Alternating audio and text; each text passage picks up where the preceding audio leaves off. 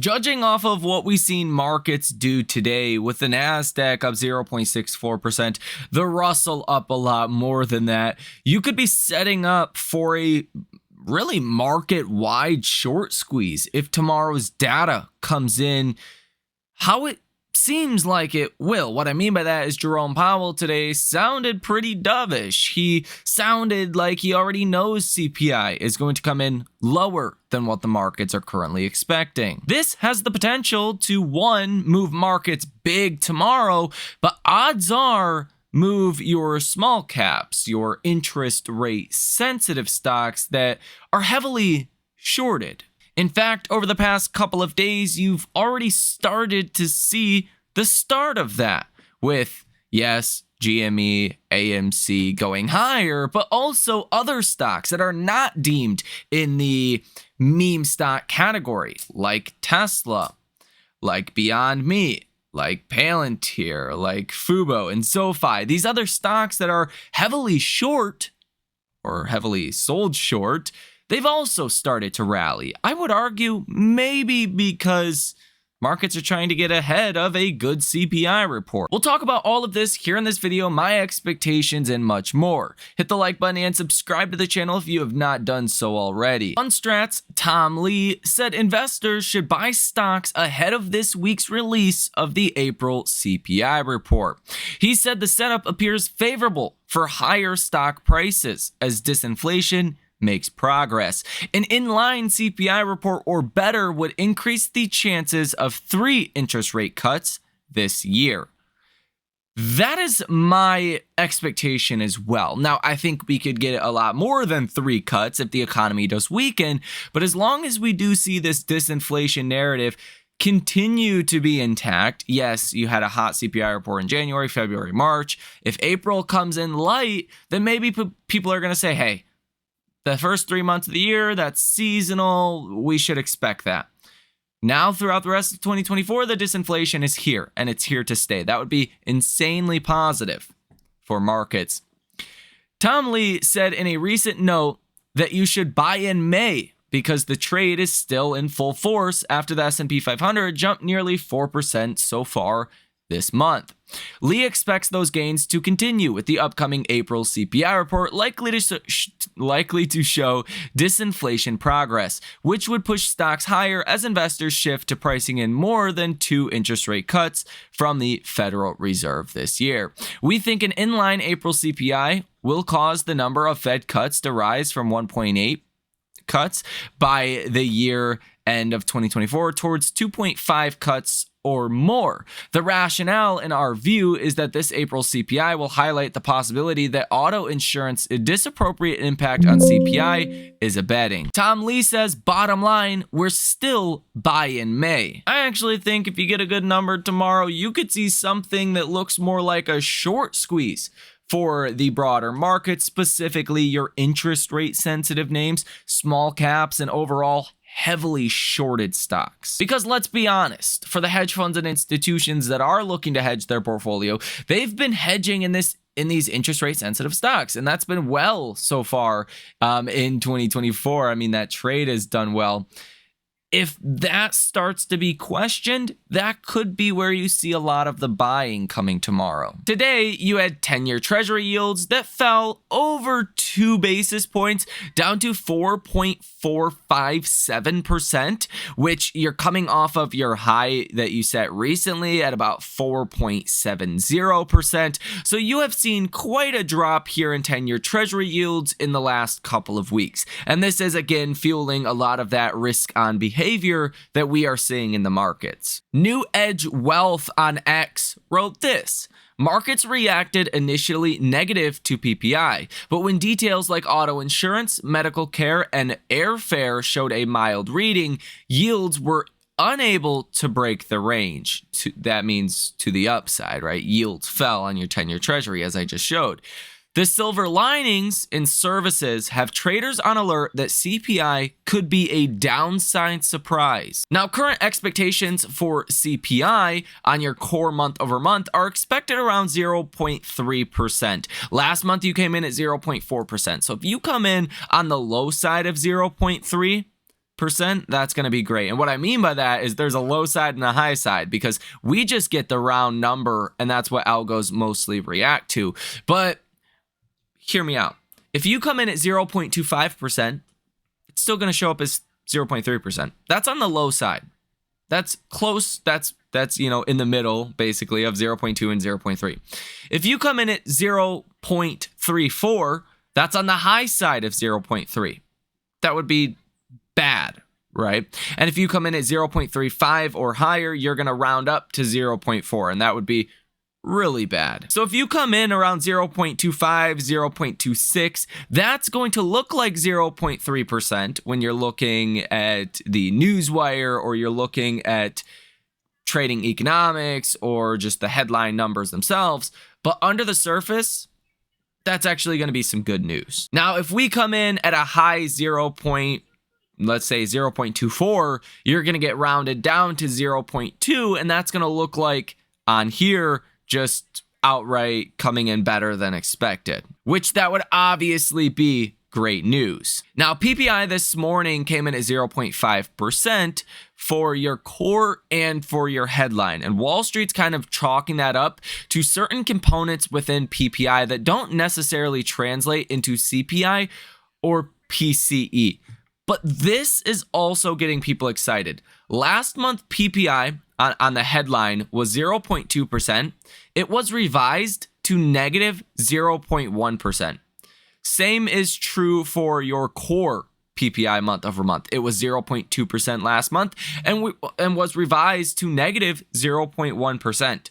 So the deflationary, not even disinflationary, but deflationary pressures were relevant last month with PPI. So that was also a pretty strong sign that maybe we will start to see some disinflation here in the next coming months. Furthermore, adding to that was Jerome Powell today. Jerome Powell gave a speech at about 10 o'clock in the morning. This morning, Eastern Standard Time. Fed Powell said it looks like it will take longer to get inflation confidence. But then he said we've made real progress on inflation, suggesting that maybe that inflation number tomorrow is going to come in around expectations, if not lower, but definitely not suggesting a miss on CPI. Keep in mind, Jerome Powell has been very open and public about this. They get the data before the markets do. So Jerome Powell giving a speech today saying what he said, well, he probably, we can't know definitively, but it's a safe assumption that he most likely already knows what the CPI numbers are going to be tomorrow. Jerome Powell said the Fed is confident that they will get to 2% inflation. He said non-housing services inflation is the one that may take the longest. Powell says that it's non-controversial to say U.S. fiscal policy is on an unsustainable path. Jerome Powell also acknowledges that lags from current rents to CPI is longer than they thought. He goes on to say the housing inflation has been a bit of a puzzle, and they're really not sure why the current market rents are being factored or not being factored into CPI, why we're still getting such a high housing number in your inflation reports, when in all reality, there's not a lot of rent inflation out there today. But this is one of the quotes that probably sent the markets higher, especially the small caps, and subsequently sent 10-year Treasury yields even lower. Fed Powell says, I don't think it's likely that the next move would be a rate hike. It's more likely that we would hold the policy rate where it is. Jerome Powell also says restrictive policy may take longer than expected to do its work and bring inflation down. Jerome Powell says, I wouldn't call the PPI reading hot, but sort of mixed. So these are some of the headlines the markets reacted to and took them as favorable from Powell. Again, most notably, Jerome Powell's not even talking about needing to raise rates again. All he's saying is we need to be patient and let policy work. And odds are the next move is a cut from here. not a rate hike. Fitch Ratings just said today, decelerating income growth will dampen U.S. consumer spending in the second half of 2024. Morgan Stanley, in a note today, said recent credit card delinquency data is, quote, encouraging. Year-over-year growth in card delinquencies slowed across the broader group in Q1, a clear indication that we are past peak deterioration. We expect growth to continue slowing on a year-over-year basis, eventually contracting around year end. I think that's a pretty strong statement to make based on Q1 credit card delinquency data. Past peak deterioration, I wouldn't say that makes any sense at all. Based on the data that we have seen for durable goods, for GDP, for metrics of consumer spending, you haven't even started to really see the deterioration. So I don't think it's fair to say you're past the peak of the pain, if you will, for the consumer.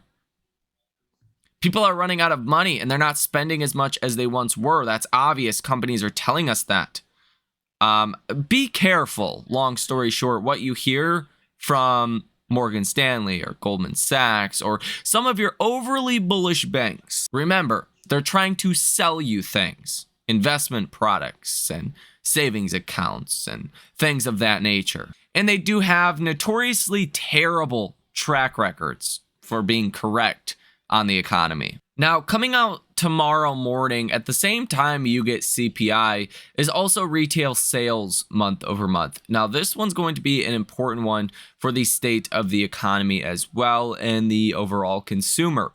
Now, last month you came in at 0.7%. There's going to be another revision here, so that can be important. But the forecast is 0.3% month over month. If this number comes in bad, let's say it comes in low, and inflation comes in low, that's probably the best possible outcome for stocks. Now, imagine a scenario where inflation falls, comes in lower than expected, but retail sales is like negative 2 or 3%. Something really, really bad, then obviously that's going to be seen as probably bad news. That's really going to jump the odds of a cut coming this summer. But in the grand scope of things, if the economy does start to weaken and it does look like we're going into recession, well, that's not going to be good. Current expectations for the next Fed meeting are that the Fed is not going to do anything. 91.3% chance of a continued pause, 8.7% chance of a rate cut. If you get really bad data that starts to come out between now and June 12th, then it's possible you could get a cut, but I think the data would have to be pretty bad and the inflation data would have to be pretty good. Now, I'm expecting the first cut July 31st. Markets currently are not, so I think this could lead to some upside in stocks if we start to expect a rate cut because inflation falls, not because the economy weakens. Remember, if we start to expect more cuts because the economy is weakening, that's not good, and that will never be good for stocks. If inflation falls, great, that's awesome, as long as the economy holds up. The July 31st Fed meeting has a 29.2% odds of a cut. So that is not consensus view. About 1/3 of traders on this Fed Fund futures contract for July 31st are expecting a cut. 68.6% of investors are expecting no action from the Fed at all. You are pricing in your first cut coming September 18th, 2024, 49.7% odds of that, and 32.9% odds of a continued pause. There is 16.2% odds of 2 rate cuts by September, and then by December, you're expecting the second rate cut at 36.2% odds, 31.9% odds of just 1 cut, and 10.2% chance of no cuts at all in 2024, whereas there is a 17.9% chance of 3 rate cuts this year and a 3.6% chance of 4 rate cuts still this year. So I do think tomorrow's CPI numbers are going to be massively important for markets because typically Wall Street likes to say 3 months makes a trend. So you've seen January, February, March, CPI numbers, inflation readings coming in hotter than expected. You're kind of starting a trend of inflation resurfacing again. If April also comes in hot, then that's going to further validate that inflation is probably here to stay. If inflation does come in lower than expected, you're going to probably need 2 more inflation reports before the Fed felt confident about cutting rates. And that's why the markets are expecting September. If the economy does weaken, then obviously that could push along getting rate cuts coming sooner. But if inflation does indeed fall tomorrow, I would expect that would be very positive for stocks, as long as retail sales do not come in at a terrible number. Fear and Greed Index over on CNN today is at 53, which is considered neutral, almost in greed territory. Yesterday, you were at 49, which was also neutral, so you're up 4 points today alone. You have market momentum that is in greed territory, stock price strength that is in extreme fear territory, stock price breadth is neutral, put and call options is extreme greed today, so people feeling pretty dang bullish heading into CPI numbers coming tomorrow morning. Market volatility is neutral, and safe haven demand is in fear. Junk bond demand is also sitting at neutral. We'll have some earnings today in after hours with Nubank. That's one of the banks backed by Warren Buffett, Brazilian bank, I believe. Next Tracker, On Track Health, Dragonfly, DHT, Canoe, Rumble, Tasia. None of these companies are going to be important for the broader markets, though. Tomorrow morning, you have Dole. That could be interesting for food price inflation, but really not much of anything tomorrow morning either. Tomorrow and after hours, you have Cisco, Copa Airlines, a couple other smaller companies, but nothing too major there. Also, Thursday pre-market, that's actually your big day. You have Walmart that reports earnings, Baidu, JD.com, John Deere, Nice, Lightspeed, Under Armour, ADS, Canadian Goose, all kinds of different companies that report Thursday pre-market. Now, Walmart's obviously your big one. Walmart has by far the best color into how the consumer is spending their money. If they're cutting back, if they're, still spending a lot. Based on what I can tell, based on what you've heard from McDonald's and Target and Dollar General and all of these other companies that are heavily dependent on how the consumer is doing directly, they've all been warning about a slowdown in the consumer, that the consumer is pinching pennies, as a lot of them have said. If Walmart confirms that, I think that is a smoking gun for the economy and for the consumer. If Walmart comes out and says people are just doing fine, like they're still spending money, they're not going crazy, but they're not really cutting back, that's great news for markets. That is fantastic news for markets. If Walmart comes out and gives a warning about the consumer, that the consumer is slowing down, that Walmart's profits may also slow down as well, that could be like another, August 14th of 07 moment where Walmart comes out and really warns markets and warns about a slowdown in the consumer and subsequent recession. So I am personally paying very close to Walmart earnings Thursday pre-market. I think a lot of other people are as well, and that it could be one of those, I guess, underlooked catalysts for this week that you need to be prepared for coming on Thursday. TLT is up 0.5% today. Oil is down 1.43% today, and the dollar is down about 0.2% today. All of this suggests that maybe a weaker than expected inflation number is coming tomorrow. So with all of this said, let me know what you think about this information down below in the comment section. Hit the like button as well as subscribe to the channel. You guys have a fantastic rest of your day, and I will see you in the next one.